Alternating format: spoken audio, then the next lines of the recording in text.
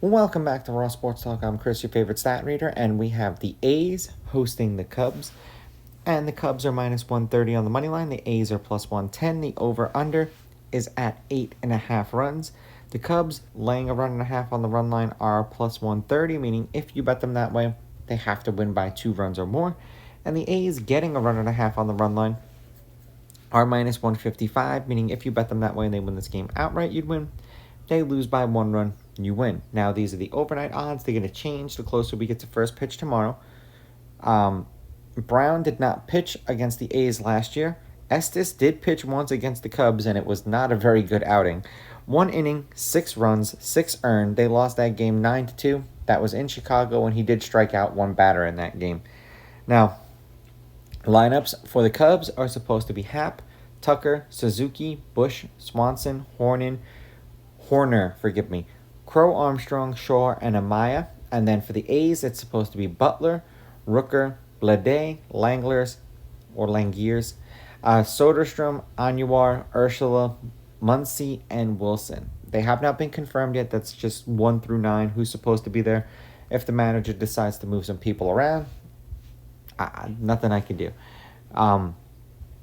They're playing in Sutter Health Park, and the weather is supposed to be 54 degrees with 11.6 mile an hour winds blowing out. So some nice strong wind.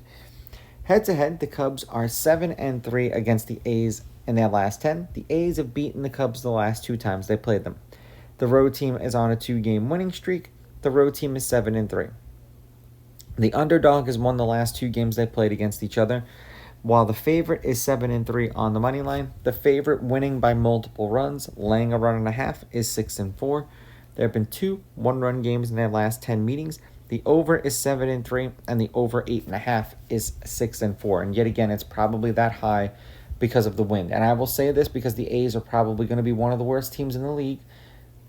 The best teams in the league lose between 30 and 35% of the games that they play.